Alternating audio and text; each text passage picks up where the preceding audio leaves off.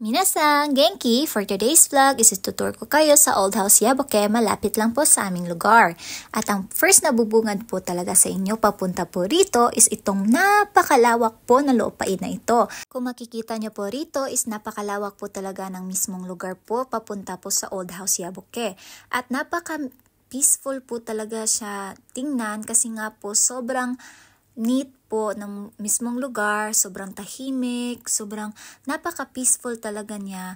Sa paglalakad-lakad po namin papunta doon sa Old House Yaboke is talagang na-imagine namin na kasamahan ko. Kung ikaw ang may-ari nitong lupain na ito at gusto mong magkaroon ng party-party is talagang kasyang-kasya yung mga iilang tao dito kasi sobrang laki talaga ng lupain at sobrang tahimik, napakaganda, napaka-presko ng hangin, ng simoy ng hangin ho rito.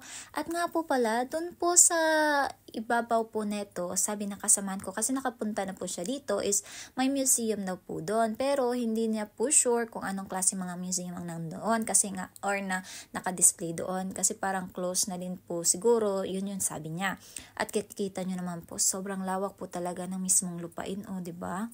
At sa mga nakikita nyo po ngayon, ito na po yung pinakamatandang bahay po dito sa aming lugar. Ito ang tinatawag na Old House Yaboke. So, sorry po kasi hindi ko po na-search kung ano po meaning po ng bahay na ito. Pero sa nakikita ko po is pinakamatanda po talaga itong bahay na ito. At ito po yung mismong ano po niya, kung anong klase ang mga nasa room po, yung anong tawag po sa mga room na ito. At ito yung mga floor plan niya. 2 pages lang po siya at ito naman po yung kitchen ho nila. Sa pagpasok nyo po dito sa mismong bahay po is makikita nyo directly yung mismong kitchen ho nila. Dito po siguro sa mga nakaraan po siguro mga old na po na traditional ho nila na bahay is dito po sila nagluluto. Yung kahoy lang po yung ginagamit nilang pangluto. At ito po yung kabuuan dyan po at pagpasok nyo po, makikita nyo na po lahat-lahat. So, parang nakikita ko to sa mga anime na napapanood ko noon or ngayon. Diyan po sila magluluto or mismo pag maginaw na po yung panahon.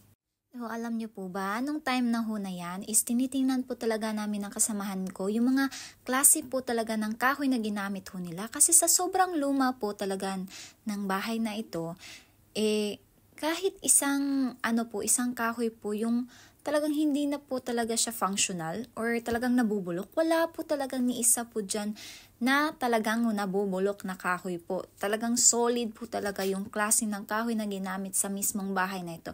At hindi ko lang po alam kung may nag-renovate po nito kasi parang as is po yung mismong bahay kasi nakikita nyo medyo luma na po talaga yung kulay ng kahoy pero kahit sa sobrang luma ho niya is napaka-solid po talaga niya at wala po siyang ni isang bulok po or anay po na makikita nyo dito.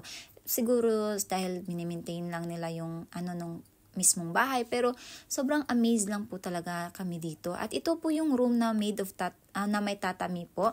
So kapag maginaw po yung panahon, dito ho sila nag-i-stay kasi mas magigive po yung tatami ng warm po sa mismong room. Napakaganda po talaga ng mismong bahay po.